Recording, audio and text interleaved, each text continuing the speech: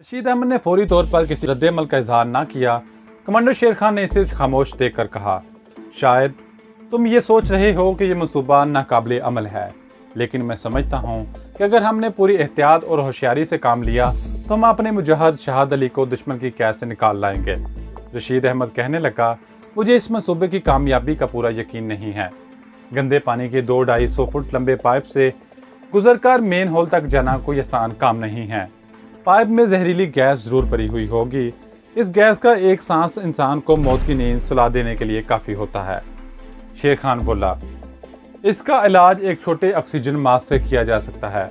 मुझे यकीन है कि इस किस्म के छोटे ऑक्सीजन मास्क हमें किसी न किसी अस्पताल या स्टोर से जरूर मिल जाएंगे। इसका इंतजाम हो जाएगा, कुतुबुद्दीन ने कहा। रशीद अहमद का चेहरा बता रहा था कि इसे अभी तक इस मंसूबे की कामयाबी पर शक है। कमांडो शेर खान ने फैसला कुन अंदाज में कहा, भाई रशीद अहमद, मैंने और कुतुबुद्दीन ने इस मंसूबे पर अमल करने का फैसला कर लिया है, क्योंकि इसके सिवा कोई दूसरा मंसूबा इन हालात में काबिल अमल नहीं है। रशीद अहमद ने कहा, अगर तुम लोग फैसला कर ही चुके हो तो मुझे क्या एतराज हो सकता है। फिर मैं भी तुम्हारे साथ हूँ। तुम्हें जिस चीज़ की इस मिशन के लिए ज़रूरत है मुझे बता दो, वो तुम्हें मुहैया कर दी जाएगी। शेर खान ने कहा, सबसे पहले तो हमें 3 ऑक्सीजन मास्क की ज़रूरत होगी। ये ऑक्सीजन मास्क ऐसे होने चाहिए जिनमें माया ऑक्सीजन की मकदार कम से कम 6 घंटों के लिए काफ़ी हो। रशीद अहमद बोला, इसका बंदोबस्त हो जाएगा। कमांडो शेर खान ने कहा, बाकी हमें मामूल की चीज़ें ही दरकार होंगी जो पहले ही से हमारे पास मौजूद हैं, मसलन कमांडो चाकू, साइलेंसर वाले 3 पिस्तौल। लेकिन इनके अलावा जिस शय की हमें मंसूबे की कामयाबी के बाद ज़रूरत होगी वो दुरुस्त हालत में एक जीप है, जो मुझे कुतुबुद्दीन और कमांडो शहाद अली को रातों रात रायपुर से भी आगे शुलापुर मुंबई लाइन पर जिस कदर दूर तक ले जा सकती है ले जा सके। हम दिन निकलते ही रेलवे ट्रैक पर किसी भी स्टेशन से शुलापुर मुंबई जाने वाली कोई भी मुसाफिर गाड़ी या माल गाड़ी पकड़ लेंगे। ये जीप पहाड़ी टीलों में एक जगह खड़ी मौजूद होनी चाहिए और इसमें कमांडो शहाद अली के लिए एक कुर्ता पजामा जरूर रख दिया जाएगा। कैद में इसके कपड़ों की हालत खस्ता हो चुकी होगी। रशीद अहमद ने कहा, जो जीप तुम लोगों को टारगेट पर लेकर जाएगी वहीं तुम्हें आगे भी ले जाएगी। मुजाहिद शहाद अली के लिए कपड़ों का जोड़ा भी रख दिया जाएगा। लेकिन आगे तुम्हारा किस तरफ जाने का प्रोग्राम है? कमांडो शेर खान ने कहा, मैं मंसूबे की कामयाबी की सूरत में शहाद अली को यहाँ से निकाल कर मुंबई की तरफ ले जाना चाहता हूँ। इसको साथ लेकर दिल्ली की तरफ जाना खतरनाक साबित होगा, क्योंकि इसके फरार के फौरन बाद फौज इस सारे इलाके को घेरे में ले लेगी और दिल्ली भारत की राजधानी है, वहां तक एक एक स्टेशन पर पुलिस नाकाबंदी करेगी। शेर खान ने कंधों को सकेड़ते हुए कहा, मुंबई में अपने किसी खास आदमी का मुझे इल्म नहीं। यही हो सकता है कि शहाद अली के साथ हम किसी जंगल में छुप जाएं और मौका पाकर वहां से कश्मीर की तरफ निकल जाएं। कुतुबुद्दीन ने कहा, मुंबई में अपना एक आदमी है जो हमें किसी खुफिया जगह पर छुपा देगा। रशीद अहमद बोला, ये ठीक है। कमांडो शेर खान कहने लगा, दुश्मन इस्लाम डॉक्टर पलाई की कत्ल के बाद एक तरह से हमारा मिशन खत्म हो चुका है। अब सिर्फ अपने साथी को दुश्मन की कैद से छुड़ाना ही बाकी है। इसके बाद हम कश्मीर के महाज पर जाकर जिहाद कश्मीर में शामिल हो जाएंगे। रशीद अहमद कहने लगा, हमारी दुआ है कि तुम दोनों मुजाहिद कश्मीर के महाज पर काबज भारतीय फौज के जुल्म सितम का मुकाबला करने के लिए कश्मीर खैरिया ऑफिस से पहुंच जाएं। इसके बाद रशीद अहमद ने कुतुबुद्दीन से पूछा, मुंबई में तुम जिस आदमी के यहाँ जाकर छुपोगे वो भरोसे का आदमी है ना? कुतुबुद्दीन बोला, आपको तो मालूम ही है कि हम बड़ी जांच पड़ताल के बाद किसी को अपने साथ मिलाते हैं। ये आदमी भी सरफरोश मुजाहिद है, बस मैं यही तसल्ली चाहता था, रशीद अहमद ने कहा। इसके बाद रशीद अहमद ने शेर खान से पूछा, तुम कब अपने मंसूबे पर अमल करना चाहते हो? कमांडो शेर खान ने कहा, हमारे पास ज़्यादा वक्त नहीं है।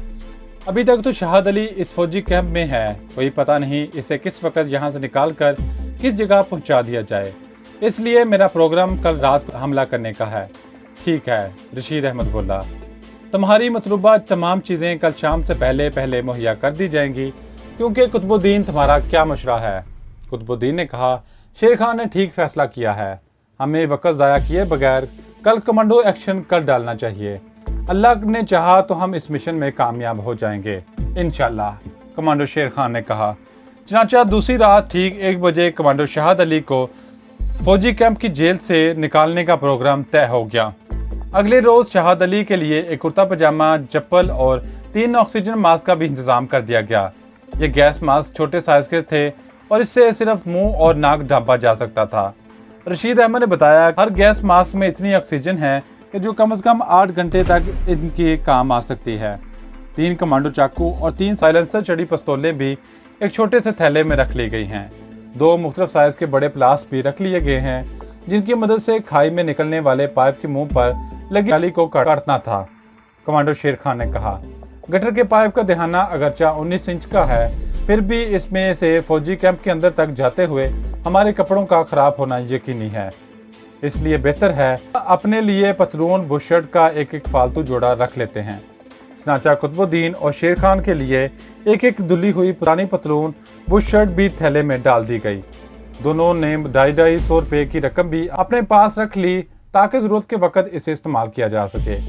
रात के ठीक 8 बजे तीनों सरफरोश मुजाहिद एक कैंप में बैठकर अपने खतरनाक मिशन पर निकल पड़े। रशीद अहमद खुद जीप ड्राइव कर रहा था, कुतुबुद्दीन इसके साथ और शेर खान पीछे बैठा था। जीप की पेट्रोल की टैंकी फुल करवा ली गई थी। रात की तारीकी में जीप सुनसान सड़क पर तेज रफ्तारी से जा रही थी। 20 मिनट के बाद वो शहर से बाहर वीरान नीम पहाड़ी इलाके में से गुजर रहे थे। कुतुबुद्दीन रशीद अहमद को रास्ता बताता जा रहा था। वो सीधे रास्ते से जाने के बजाय एक निसफ दायरे का चक्कर काट कर इन छोटे टीलों में आ गए जो फौजी कैंप का अकबी इलाका था और जहां एक खाई में कैंप की गटर का पाइप खुलता था। इस खतरनाक हसास इलाके में दाखिल होते ही जीप की बत्तियां बुझा दी गई थीं और इसकी रफ्तार भी बहुत आहिस्ता कर दी गई थी। कुतुबुद्दीन ने जेब से छोटी टॉर्च निकालकर एक तरफ रोशनी डाली और रशीद अहमद ने कहा, यहाँ गाड़ी खड़ी कर दे। जीप टीले की ओट में रोक दी गई। कुतुबुद्दीन और कमांडो शेर खान जीप से उतर आए। कुतुबुद्दीन ने रशीद अहमद से कहा, जब तक हम वापस ना आ जाएं, आप इसी जगह खड़े रहेंगे। रशीद अहमद बोला, बेफिक्र रहो। शेर खान ने कहा, अगर अंदर फायरिंग हो गई तो आप इंजन स्टार्ट करके रखें। फायरिंग रुक गई, हम में से कोई वापस ना आया तो आप गाड़ी लेकर यहाँ से निकल जाएंगे, हमारा इंतजार नहीं करेंगे। मैं समझ गया हूँ, रशीद अहमद ने जवाब दिया। थैले में से शेर खान और कुतुबुद्दीन ने अपना अपना कमांडो चाकू और साइलेंसर वाले पिस्तौल निकाल कर जीप में रख दिया। छोटा प्लास शेर खान ने जीप में ही रहने दिया, बड़ा प्लास साथ लिया। इसके बाद दोनों सरफरोश मुजाहिद अंधेरे में इस तरफ चल पड़े जिधर खाई थी। ऑक्सीजन मास्क इनके गले में लटक रहे थे। रात तारीकी और सुनसान थी। दरख्तों, झाड़ियों और टीलों ने अंधेरे की चादर ओढ़ रखी थी। दोनों सरफरोश खामोशी से चारों तरफ से चौकन्ने होकर आहिस्ता आहिस्ता चल रहे थे। खाई आ गई, वो इसमें उतर गए, फिर खाई की ढलान पर चलने लगे।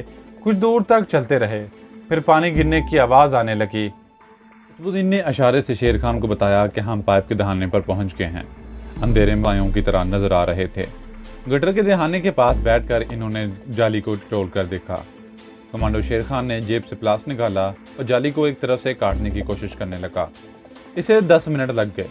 इसने जाली को एक तरफ से इतना काट दिया कि इसमें से एक आदमी पाइप में दाखिल हो सकता था। शेर खान ने छोटी टॉर्च की रोशनी गटर के अंदर डाली। पाइप मुंह के पास से 19-20 इंच कतर में था, लेकिन अंदर से तकरीबन 3 फुट के करीब था। नाली दरमियान में बह रही थी। नाली की एक जानब चलने के लिए छोटा सा फुटपाथ बना हुआ था। पाइप में इन्हें एक तेज बू का एहसास हुआ। दोनों ने नाक मुंह पर ऑक्सीजन मास्क चढ़ा लिए और पाइप के अंदर आहिस्ता आहिस्ता चल पड़े। पाइप ज्यादा ऊंचा नहीं था, इन्हें झुक कर चलना पड़ रहा था। दोनों अपनी अपनी छोटी टॉर्च की रोशनी डाल रहे थे। इस रोशनी में वो संभल कर कदम रखते आगे बढ़ रहे थे।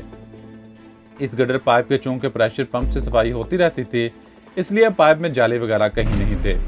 इन्हें पाइप के पहले मेन होल से बाहर निकलना था। कमांडो शेर खान आगे था। पाइप के अंदर की फिजा गर्म थी। ऑक्सीजन मास्क की वजह से इन्हें घुटन का एहसास तो बिल्कुल नहीं हो रहा था, लेकिन इनके जिस्म हबस को जरूर महसूस कर रहे थे। पाइप ढलान पर नीचे की तरफ आ रहा था, लेकिन चढ़ाई मामूली थी। ऑक्सीजन मास्क नाक और मुंह पर चढ़े होने की वजह से और एक दूसरे के साथ आसानी से बात नहीं कर सकते थे। किसी वक्त वो इशारों से एक दूसरे से कोई बात कर लेते थे। पाइप के अंदर वो जब काफी दूर तक आगे निकल गए तो टॉर्च की रोशनी में कमांडो शेर खान को एक जगह दीवार के साथ लोहे की सीढ़ी ऊपर जाती दिखाई थी।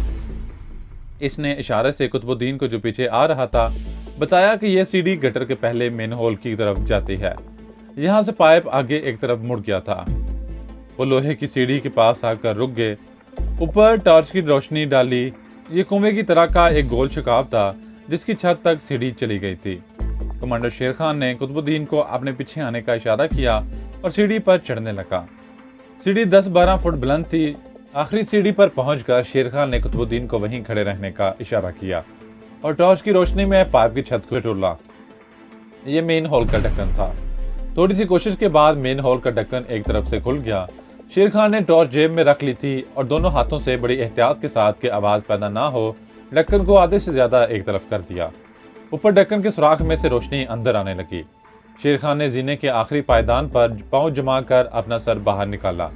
इसे अपने सामने 25-30 फुट के फासले पर एक दीवार नजर आई जिसके कोने पर एक बल्ब रोशन था। ये वही कोठरी हो सकती थी जिसके अंदर शहाद अली कैद था। शेर खान गटर से बाहर निकलकर वहीं बैठ गया। इसने कुतुबुद्दीन को इशारा किया। कुतुबुद्दीन भी मेन हॉल में से बाहर निकल आया और वहीं बैठ गया। पहला काम इन्होंने ये किया कि अपने अपने गैस मास्क उतारे और इन्हें जेब में डाल दिया। शहाद अली के लिए वो जो ऑक्सीजन मास्क लाए थे वो शेर खान की जेब में महफूज पड़ा था। वो आवाज पैदा किए बगैर रात की शबनम में भीगी हुई घास पर दौड़कर सामने वाली दीवार के साथ लगकर बैठ गए जहां इन्होंने पिस्तौल निकालकर हाथ में ले लिए। कमांडो शेर खान ने दीवार के कोने में से सर जरा सा आगे निकाल कर देखा और फौरन सर पीछे कर लिया और कुतुबुद्दीन को इशारे से बताया कि कोठरी के बाहर एक संतरी पहरा दे रहा है। वो घुटनों के बल चलते दीवार के दूसरे कोने के पास आकर जमीन पर औंधे लेट गए। शेर खान ने कुतुबुद्दीन के कान में सरगोशी की। यही कोठरी है। कोठरी पत्थर की दीवारों वाली थी और इसमें ना कोई खिड़की थी और ना बाहर की जानब कोई रोशनदान ही था। दरवाजे के ऊपर शायद हवा के आने जाने के लिए कोई रोशनदान हो, मगर दरवाजे के बाहर मुसल्ला फौजी पहरा दे रहा था। यह फौजी ट्रेनिंग वाला फौजी था। हो सकता है कमांडो बटालियन का जवान ही हो। ऐसे फौजी पर काबू पाना कोई आसान काम नहीं होता। एक तरबियत याफ्ता कमांडो को भी ऐसे फौजी पर काबू पाने के लिए बड़ी अक्लमंदी और चालाकी से काम लेना पड़ता है। कमांडो शेर खान घास पर पेट के बल लेटा यही सोच रहा था कि ऐसा कौन सा हरबा इस्तेमाल किया जाए कि फौजी पहरेदार कोई आवाज ना निकाल सके। दूर से अगर इस पर पिस्तौल का फायर किया जाता तो ऐन मुमकिन था कि फौजी सिर्फ जख्मी होकर गिर पड़ता। ऐसी सूरत में वो फायरिंग करके सारे कैंप को बेदार कर सकता था।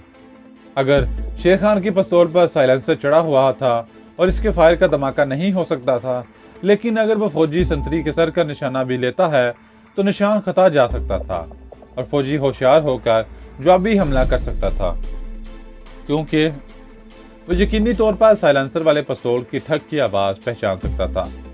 शेर खान को कुतुबुद्दीन की महारत पर ज्यादा भरोसा नहीं था, इसलिए इसने इसे पीछे रखा हुआ था। शेर खान ने पेड़ के बल लेटे लेटे अपनी बाईं जानब और सामने की जानब देखा।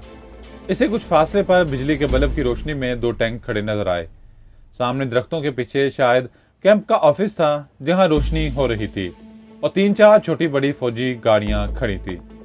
शेर खान को जो कुछ भी करना था जल्दी करना था। इनके पास ज्यादा वक्त नहीं था। इन्हें अपनी जान की फिक्र नहीं थी, लेकिन वो ये भी नहीं चाहते थे कि वो अपनी किसी गैरजिम्मेदाराना हरकत से खुद हलाक हो जाए और कमांडो शाहद अली दुश्मन की कैद में वही पड़ा रहे। शेर खान का दिमाग पूरी तेज रफ्तारी से सोच रहा था। इसे यही एक तरकीब कामले अमल नजर आ रही थी कि किसी तरह फौजी संतरी को पहरे की पोजीशन से हटाकर दीवार की ओट में बुला लिया जाए। यह हिकमत अमली पहले 2-3 बार कामयाब हो चुकी थी। कुतुबुद्दीन पिस्तौल हाथ में लिए शेर खान के साथ ही जमीन पर औंधा लेटा हुआ था। शेर खान ने इसके कान में सरगोशी करके कहा, तुम जरा पीछे होकर झाड़ियों में घास लगाओ। कुतुबुद्दीन फौरन पीछे को खिसकता हुआ झाड़ी की ओट में आ गया। इसने वहीं लेटे लेटे दोनों हाथों में पिस्तौल लेकर पोजीशन संभाल ली। कमांडो शेर खान कोहनियों के बाल तेजी से आगे को खिसकता हुआ दीवार जहां मूर्ति थी वहां बिल्कुल सीधा होकर दीवार के साथ लगकर खड़ा हो गया। इसने कमांडो चाकू की बजाय पिस्तौल की खामोश फायर से काम लेने का फैसला कर लिया था। कमांडो चाकू से हमला करने की सूरत में भारतीय फौजी जो पूरी तरह से चाकू चबंद और होशियार नजर आ रहा था आवाज निकाल सकता था, मुकाबला भी कर सकता था और फायर करके कैंप के फौजियों को अपनी मदद के लिए बुला सकता था। कमांडो शेर खान ने वही कारगर हरबा इस्तेमाल करते हुए जमीन से एक पत्थर उठाया और इसे दूर से अपने करीब ही जमीन पर फेंक दिया। इससे आवाज पैदा न हुई। शेर खान ने पिस्तौल वाला हाथ ऊपर उठाकर पिस्तौल के ट्रिगर पर उंगली रख दी, लेकिन फौजी संतरी न आया। शेर खान ने सर जरा बाहर निकाल कर देखा। फौजी इसी तरह पहरे पर खड़ा था। शायद इसने पत्थर की आवाज नहीं सुनी थी। शेर खान ने दूसरी बार पत्थर उठाकर अपनी दीवार पर जोर से मारा। इसके साथ ही इसे फौजी बुटों की ठक ठक की आवाज सुनाई दी। फौजी संतरी ने ये आवाज सुन ली थी और बेगन ताने दीवार की तरफ आ रहा था। शेर खान जल्दी से दीवार के साथ एक कदम आगे को खिसक कर आ गया। इसके दोनों हाथ ऊपर को उठे हुए थे और दीवार से 5 फुट की बुलंदी पर था। पिस्तौल इसके दोनों हाथों की मजबूत गिरफ्त में था। सीधे हाथ की उंगली पिस्तौल के ट्रिगर पर थी। इसने भारतीय फौजी के सर पर फायर करना था। 3 सेकंड के बाद भारतीय फौजी दीवार के पीछे से नमूदार हुआ। दीवार के कोने पर जलते हुए बल्ब की रोशनी इस पर पड़ रही थी। शेर खान की तरफ इसका बायां पहलू था। आंखों के कोने से इसे शेर खान बड़ी आसानी से नजर आ सकता था। शेर खान का काम यह था भारतीय फौजी को इतनी मोहलत ना दे कि वो इसे देख सके। जैसे ही भारतीय फौजी ब्रेन गन पकड़े दीवार की ओर से निकलकर शेर खान के निशाने की जद में आया, शेर खान ने उसकी खोपड़ी पर ऊपर तले 3 फायर कर दिए।